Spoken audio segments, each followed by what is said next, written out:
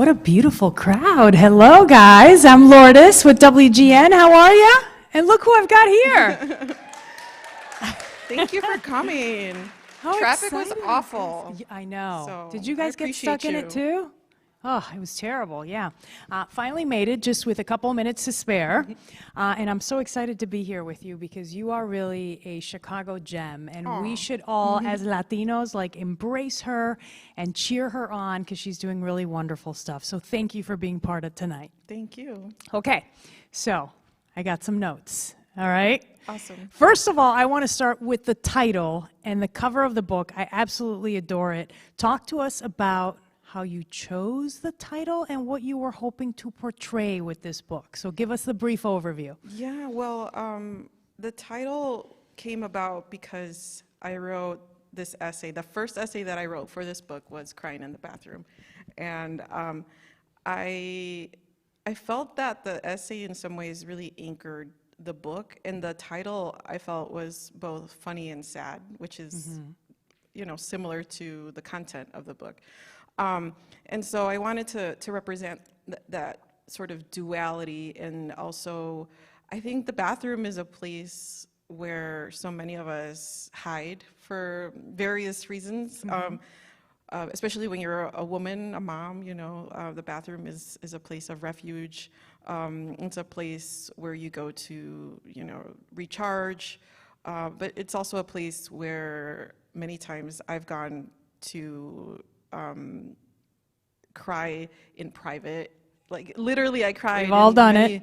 Many bathrooms in public, or not in the world, not in public. And so for me, the title represents like all the struggles that I've gone through, as well as the laughter that came with all the struggles. And so that's what I was hoping to achieve. And then the cover, I mean, I just had an excellent designer, so I can't Love the take credit. colors. I love the colors. Yeah. One of the things that I found in the book is that you are so candid and so open about so many things that I think as Latinas and many Latinas would normally not talk about.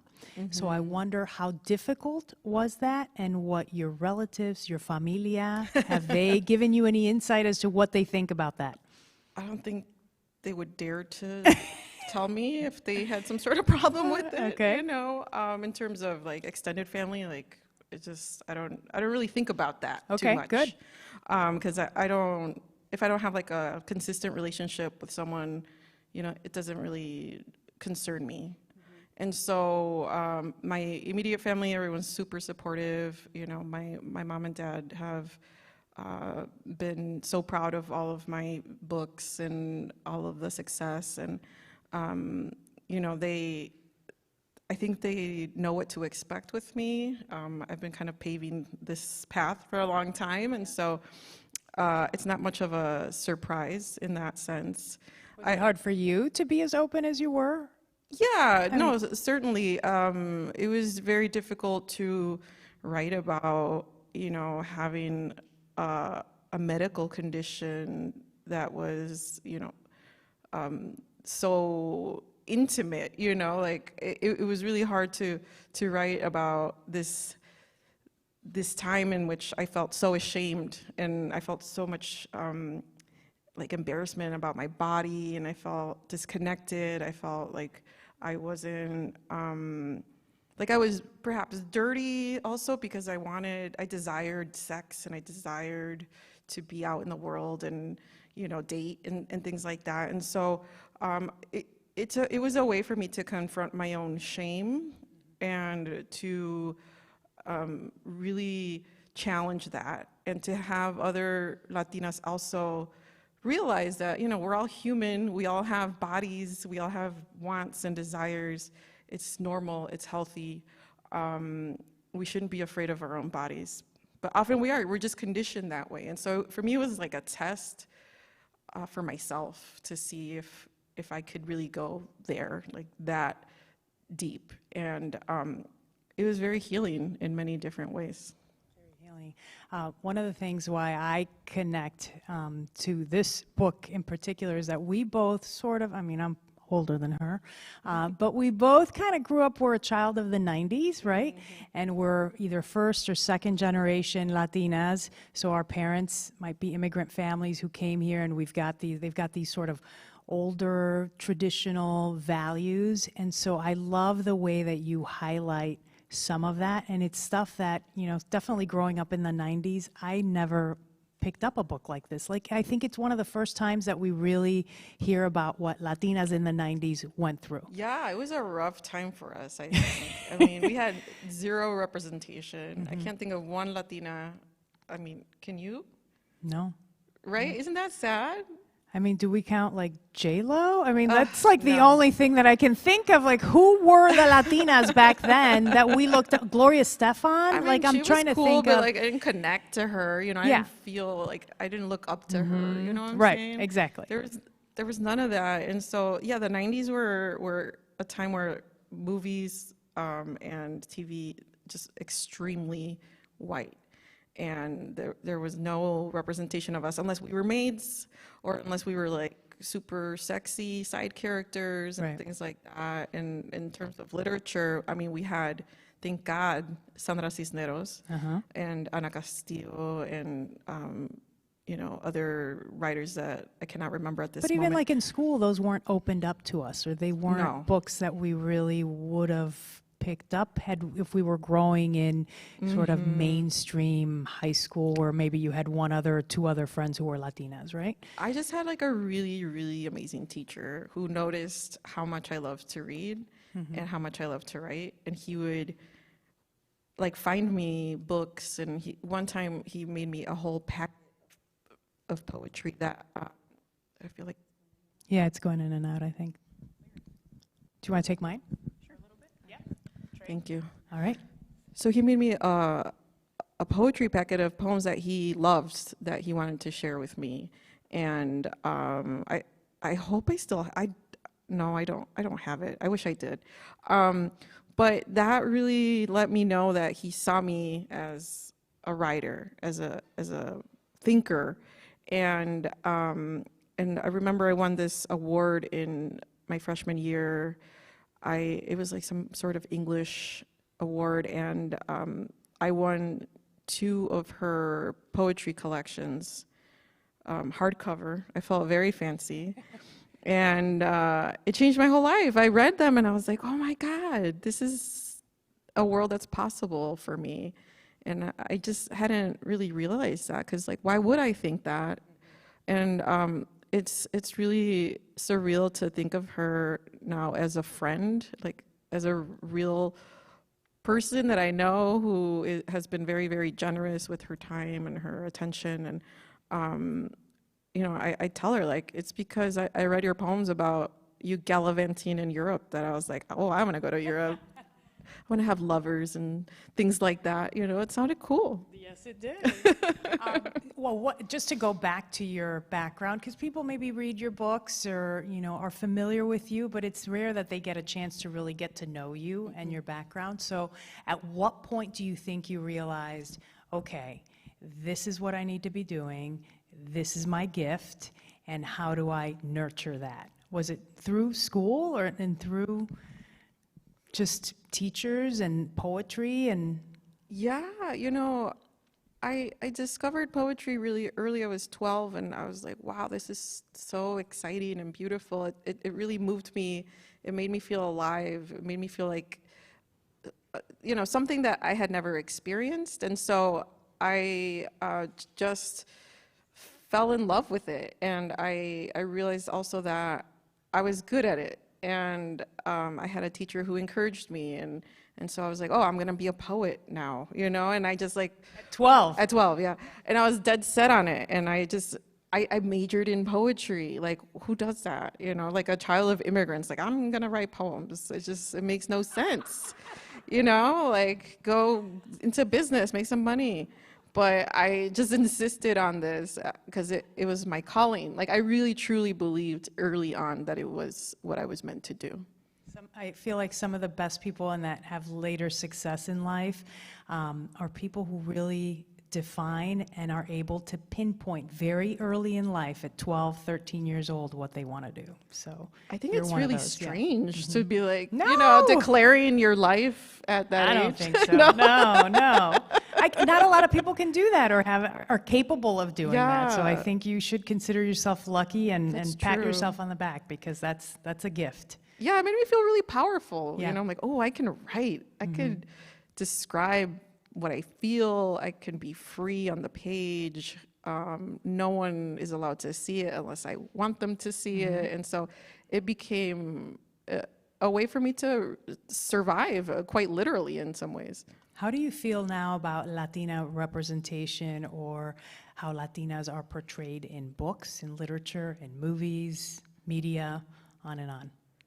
Well, I think it's a lot better than when we were coming of age, that's for sure. I mean, we have so many different options to choose from, such as, you know, gentified. You know, I'm saying so many, and there's like 3. It's just so much more than we had before, and that to me is very exciting. There's, oh my God, what other shows are there? So you feel like nowadays, I guess it's kids not getting that much better. a little bit. It's baby steps, right? It's baby steps. Yeah, wow. Oh, there's that series Vida on Stars. So there's a few. It's sad. It's sad that I can't think of more. Let me ask you this. You have a daughter. Yes. And so how do you portray that Latinidad, or being, you know, the child of a second generation Latina or first generation Latina? How do you instill that culture in your child now moving forward? I always think it's really interesting because we, you know, grew up here, and we still want to keep those traditions somewhat alive, right? It's really hard sometimes because, I mean, my husband is Black and he doesn't speak Spanish, and so I can't really speak Spanish to him in front of her.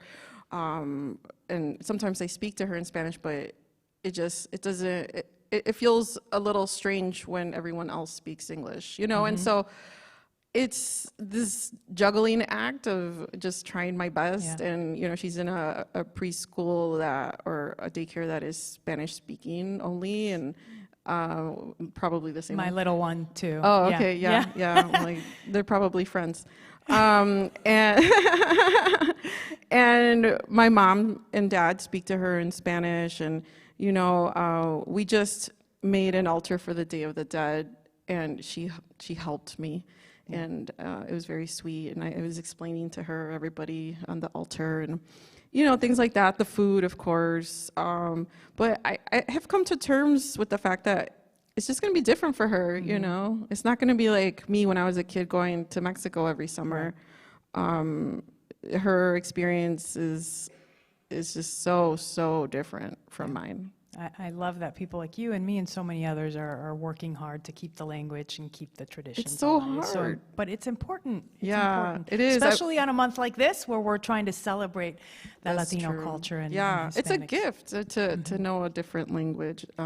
I don't know who I'd be if I didn't speak Spanish. I agree with that. Okay, so let's get into the book. Great. And this is a hard part for me because I don't want to give away too much of the book, right? Yeah. So what's the fine line It's of how you fine. talk about it? Okay, let's talk about let's talk about this chapter, The Year My Vagina Broke. Okay, they love that chapter, so I will let you pick it up wherever you want to. What do you Okay. want to say about that chapter? Well, you know, when I was in college, and you know, I was really trying to find myself, and I declared myself very early on, also at 12, a feminist, which was also very strange. But I was like, I want to be in control of my body. I want to, you know, have sex with who I want and not feel ashamed, and all of these declarations, right? But I didn't really understand how complicated the shame was in our culture and like among women. Men are allowed to, you know, gallivant wherever they want, but women, like, we're considered dirty, or, you know, sucia is the word that cochina, you know, like you're not supposed to like sex because otherwise you're one of those ladies. And I think that's bullshit. And so even though I knew that intellectually, like emotionally, I just I hadn't done the work. I'm still doing the work to undo all of the shame and all of the, the indoctrination of what it means to be a woman. Even today. Yeah, no, it's ongoing. It doesn't end. And so for me, I started with that chapter. It was like very much a feminist act to start with my vagina, and to not feel like some kind of way about it. I mean, of course, it was something that I wrestled with a little bit, but ultimately I'm like, why should I be ashamed of being a woman, of having desires, of having this anatomy? And then also I wanted to show the consequences of that, like self-shame as well, of like feeling anxious, so anxious that I carried the stress in my vagina. And so like, who knew that could happen? I didn't. And you know what? I just got an email today from someone who's like, I just read this, and thank you so much for talking about this issue, because no one does, and this is really important. And I was like, wow, that's cool. Like, I'm so glad I wrote it, And then there's an organization focused on this condition as well that reached out. I haven't replied yet, but they have a whole team of people, like, yeah, and they're a community, and they're a community because this is a problem that often no one cares about, and doctors usually have no clue what to do with you. And so I wanted to bring awareness to that and talk about, all of my dalliances in college. It's fun. It's okay to be a sexual person. That's what I'm trying to communicate in some ways in this first chapter. Out of curiosity, do you ever hear from people who were a part of life in college? What do they?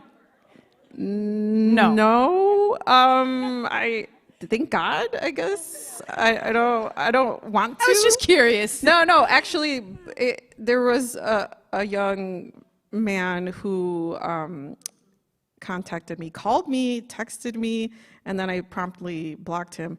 But he was a person that was briefly mentioned in my dating experiences. Yeah, like towards the end.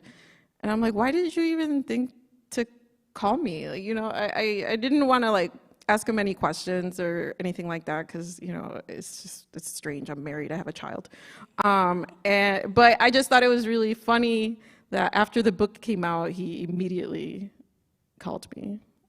I was like, I went on one date with you, and I was like, no, thank you. First one that bought the book, probably.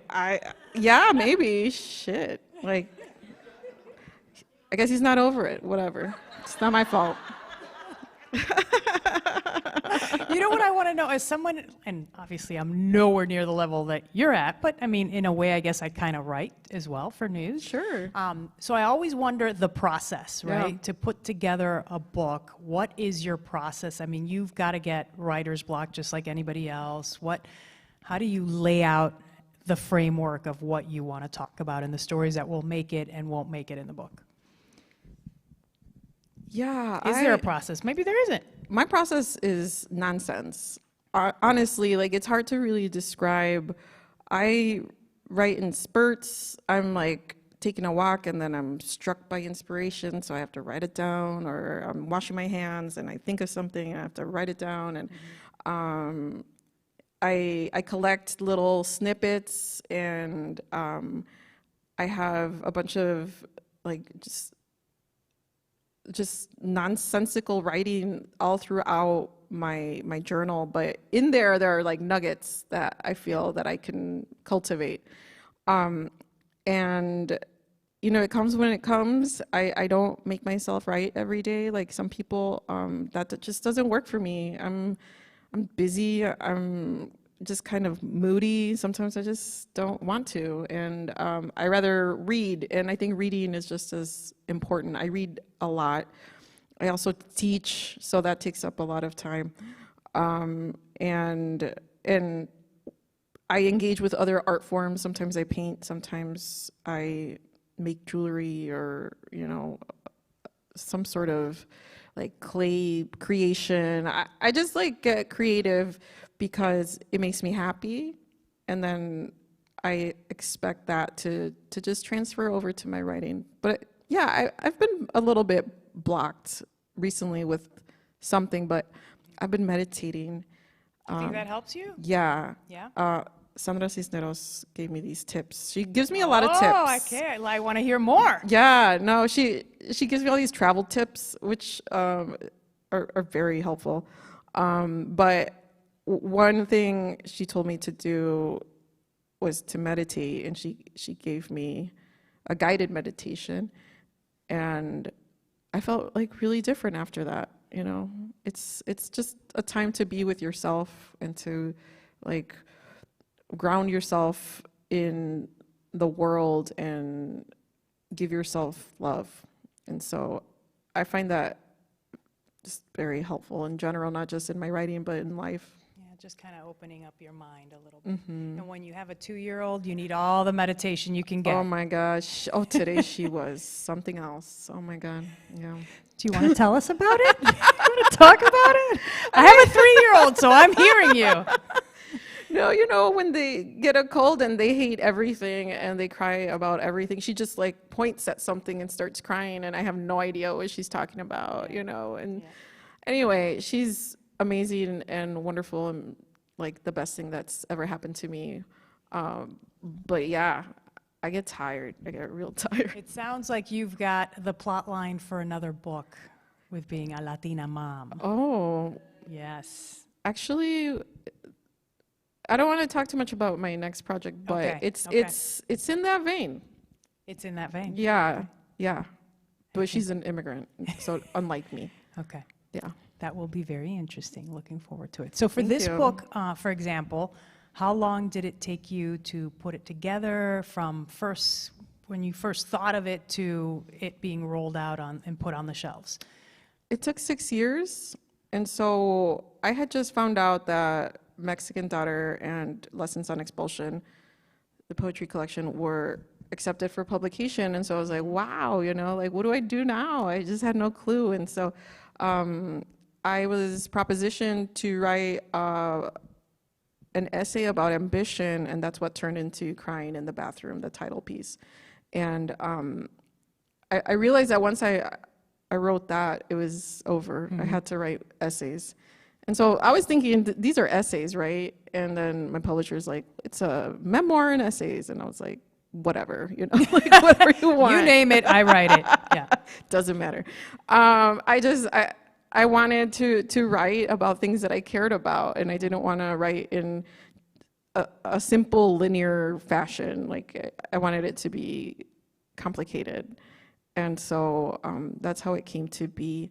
I really enjoyed writing the truth, even though it scared me, to confront the things that had wounded me, and to make sense of them and give them a shape. But the beauty about this is the humor, though. It's just like some of the things are really funny the way you describe them. I mean, even when you're talking about your vagina, it's just like you're very witty is one way to describe it, but just your humor. And I'm sure it's not just in writings, but just in life. You're probably a very funny person. I'm okay. You're okay. Actually, my husband's so much funnier than me, and it makes me mad. Okay. It makes me really mad. Okay. Anyway. And we talk about humor, but you talk about a topic that's very serious, and that's medication to treat depression. Yes. How did you try to address that, and were you careful in the way you navigated that topic? La Mala Vida is, I think, the title of this chapter where you talk about it. That one, the Mala Vida is the It kind of Buddhist touches on it. chapter, but yeah, there is a part where I'm struggling. I'm always struggling throughout the book. I felt that it was really important to write about my treatments for depression because I've had many, including electroconvulsive therapy, which was very popular in the 60s, but it was like coercive and awful, and you know, it was a very different treatment than it is now. It was a last resort, but I was there. I was really there. And so I wanted people to know about it and to know that this saved my life and that medication has helped me survive and that there's no shame in that, that part of treating depression oftentimes, most of the time I would probably say, involves medication. And I don't know why there's so much stigma around that. It's so strange to me to judge people for wanting to be well, you know, and for wanting to be well and taking measures into their own hands and taking a medication. Like, why is that seen as a form of weakness? I think it's very courageous to admit I have a problem and I need support. And so, yeah, I'm just trying to, you know, break all of that down because I hate the way that people judge. And you know, you wouldn't judge someone for treating a broken leg or, you know, diabetes or what have you. Yeah, there's been a lot of talk lately about mental health, obviously, and a lot of focus on mental health. So do you feel like that judgment is going away inch by inch, little by little, or do you think it's still there? Well, I mean, I think it's starting to change.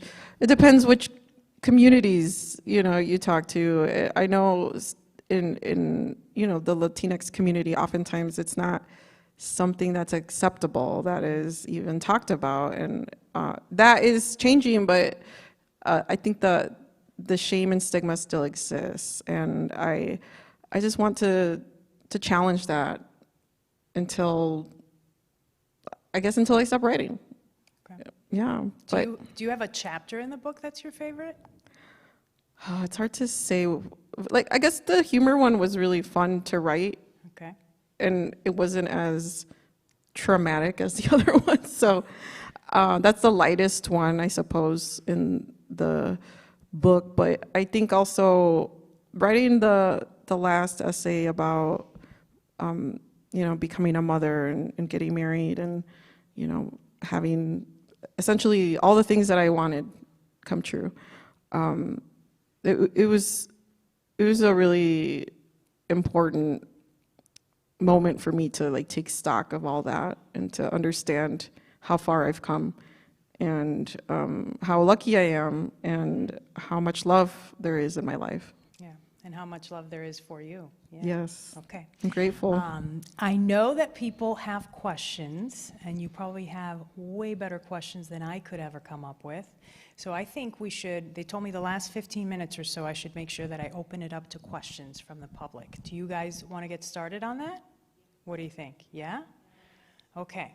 So let me think about how we want to do this. I can hand them my mic, or they've got one up front. Oh, that makes sense.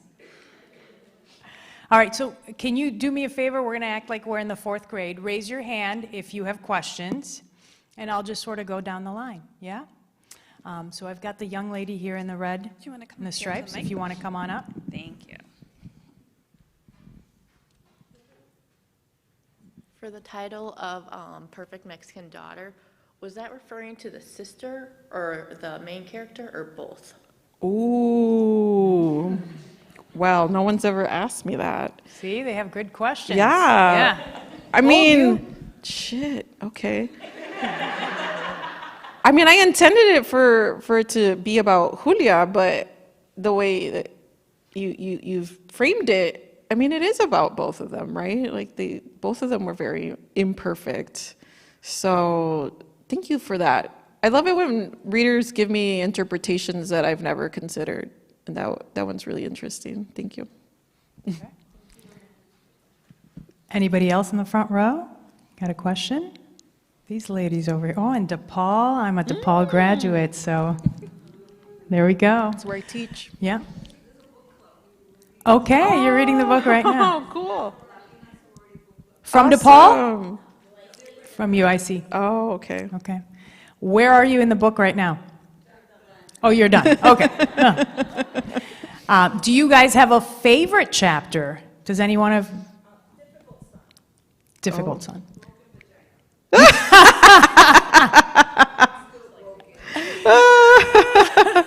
I hope it illuminated some things.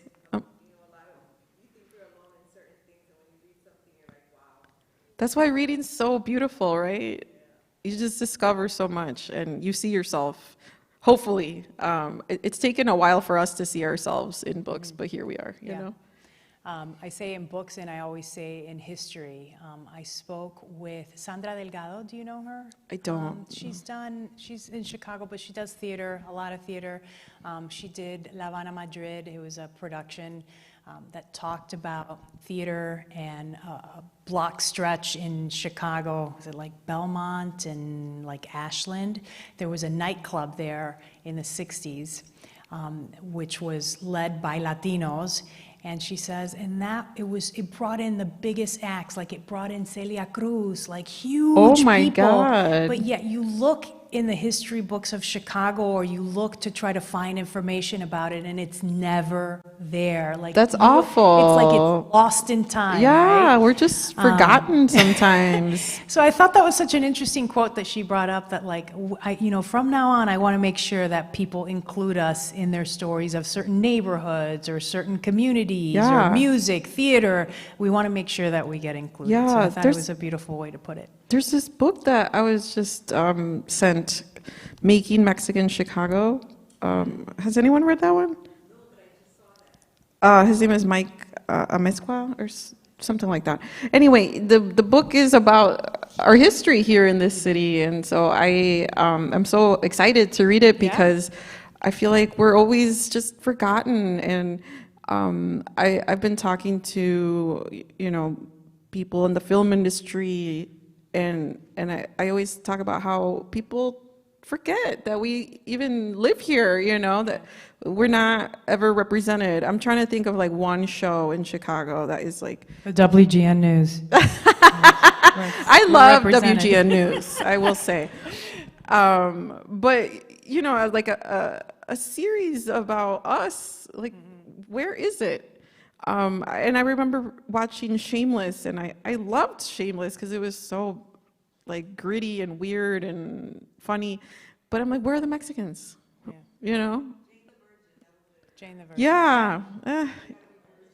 I know. Yeah. I can't get down with that. What else are you reading right now? What are like some books or magazines or articles that you're really looking or delving into right now? Well, I am reading a lot for my classes, and so I've almost finished this, but The Man Who Could Move Clouds by Ingrid Rojas or Contreras Rojas. It's so good. It's so beautifully written. It's a finalist for the National Book Award, and she writes about her family, and they come from curanderos. And the way she writes about their healing is just really amazing and very evocative. And so I'm reading that. And then I just reread Tastes Like War, which is by Grace Cho. And it's a memoir about her mother, who was in the Korean War, and she suffered like horrific things. And she suffered from schizophrenia. And so it's about her journey with her mother living with this illness. And it's very, very well written. Tastes Like War. Also, on my website, I have a list of books that I recommend. So please peruse. I have many. I add every once in a while. And it's not comprehensive by any means, but it's a small attempt. Okay. Next up. Hi, I just wanted to say, grew up in Cicero too. Oh, yeah. In elementary. Oh, man. Wanted to be a writer too, and I'm seeing you up here, and I'm like, she did it. So it's amazing You can to still see do up it, here. My question is, in the chapter, Back to the Motherland, I feel like the tone in the writing changed drastically. You went into talking more about your cultural experiences there. You went into talking about the arts and all of the other influences while you were there. And you were very quick to point out, like, you were not going to pick up on the accent and that you didn't want to put on airs by using the accent. Did you intentionally change the tone for this chapter? No, I didn't. Or was it subconscious to change the tone? I think for me that chapter is very romantic because it felt like a very romantic time in my life. And so when I talk about art, it's because I love it, you know, not because I'm trying to show off that I know things, you know. And when I talk about, you know, flamenco, it's because it was there and I was moved by it, you know. And so, yeah, the tone was maybe not as, I don't know, how would you describe the tone? We went from the humor, from, you know, the swear words, the bullshit this, or like, can you believe that? Like talking to your girlfriend, to the tone being more like, yeah, from an artist's point of view, almost like a painting. You were describing a painting in your life. So I'm like, did she do this on purpose? You know, I spent so much time by myself, so I think that might have something to do with the tone shift. Where I went to museums and just looked at art all the time, you know, and yeah, no one's pointing that out, but now I'm like, what happened? I was curious about it. What did I do? Yeah. Okay. And describe how much you think about tone when you're writing a certain chapter. Like, do you think this chapter I'm going to be really funny and I'm going to knock it out of the park? This one I'm going to be a little bit more serious because it's a serious topic. Like, what goes into making those decisions? Is there a thought process, or you just write what you're feeling? It's instinctual. I don't really go into an essay unless it's about humor, wanting to be funny. It's just like, this is how I speak, this is how I am, this is how I think. And so it's not calculated in that way. And so it's interesting how, you know, people interpret it differently. Like, I'm fascinated by the different interpretations that people have because, you know, I feel like once you finish a book and you publish it and it's out in the world, it's not really yours anymore in a sense. Like, you wrote it, yes, but it's out there. Everyone could say what they want. You don't have any control over how people receive it. And so that used to scare me, but now it doesn't. You know, because that's just the nature of writing. Yeah. Makes sense. Okay, next one up. And tell me your name. Hi there, I'm Brianna. Big fan of you, of course, Erika. Thank you. Also big fan of you, Lourdes, and your novellas when you were pregnant. Thank you. That jacket is amazing. Yeah, so I'm curious about how I'm Not Your Perfect Mexican Daughter, plus your current work, how do they work in tandem to like tell the story of your becoming? And then also, how does Chicago play a really important role for being the site of that becoming? You know, Chicago is such an important place for me, and when I was younger, I always wanted to leave it because I wanted to, you know, become myself and not be tied to everything here. And so I realized that it always draws me back, even when I decide to leave. I think it's really pivotal for some young women to make that decision to separate themselves from their families, to see who they are without them, right? And I encourage young women to travel, to, like, you know, discover who they are and discover the world. And I think, you know, Julia has that longing to see everything and to experience everything, but she's so confined because of her circumstances. And so that's really what causes so much of her despair. And there's so many women like that, so many young ladies, young women who are so independent in spirit, and then they're stifled by their families, their parents, et cetera. And so, yeah, that Mexican Daughter is definitely that coming of age story where a young woman decides to choose herself and to to lead a different kind of life. And then this is another kind of coming of age story in which, you know, I'm really trying to make a life as a writer, to find love, to love myself, to travel, to do all the things that, you know, society tells me I can't do. And I think Chicago, for me, has been such an amazing place because I just get so much love here. Like, I'm so grateful. It's a beautiful city. It's full of amazing people doing wonderful things. Yeah, our winters blow, but like our summers, we know how to party, you know? Like, I love that feeling, that vibe when the snow melts. But yeah, it's an incredible place that I feel like a lot of people don't really know about because it's always LA or New York. And I'm like, we're right here and we're doing really cool shit, so. Period. Yeah, that's right. Okay, You were done. Yeah. one more. Uno más. Hi. Okay. So Hi. Erika, you've made it. So this is like kind of a question about when you've kind of accomplished like these really big goals. Some of them you might have seen, right, and predicted and wished for. Some of them I think like just happen and it's awesome. Like your book's gonna be a movie. Yeah, never thought Right? about Like that. to get to that level, it's huge.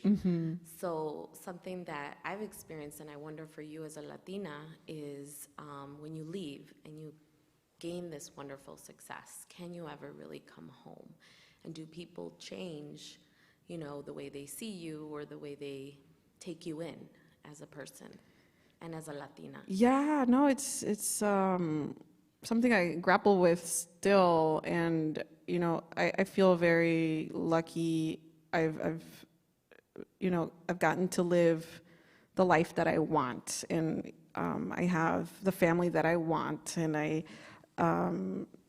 make decisions for myself. To me, it was always about how can I live a life in which I can make my own decisions and be who I am. And it was never so much about like the money. It was like, I just really need to be a writer. I don't know how, I'll figure it out. And with the success came like a lot of other stresses because it made me scared. It made me feel really scared to lose it, to mess it up somehow, to have it taken away, to really fully enjoy the fruits of my labor. Even now, I feel guilty. You know, I have all this survivor's guilt, and I try to be a person who shares her success, who, you know, brings people in, who promotes other people's work, and you know, I want to model that sort of behavior for my daughter. Like, this is how you're a person in the world. You care about others, right? And so I'm the same bitch from Cicero that I always was, you know. In some ways, you know. I just have nicer things, I guess. I don't know. It's hard to really wrap my mind around it sometimes. I'm like, how did this even happen? I have moments all the time in my house where I'm like walking down the stairs, which for me as a child, I'm like, oh my God, stairs, you know, like amazing. And I thought that was very fancy. And I'm like, wow, this is my house. You know, like, my goodness. It's just something that never ceases to astound me. And I don't want to lose that, because then I feel like gratitude equals happiness. And no one likes a successful person who is only centered on himself, you know? And I say himself on purpose. Yeah. Congratulations. Thank you. Felicidades. Okay, so I think with that, they're shaking their head, yes, we're gonna wrap it up, because I know a bunch of these folks want to meet you and talk to you and get their book signed, but it has been a great pleasure. Thank you so Thank you so much much. for talking to me. I hope we get to talk again, and I wish you continued success. Thank y you. felicidad. Yes.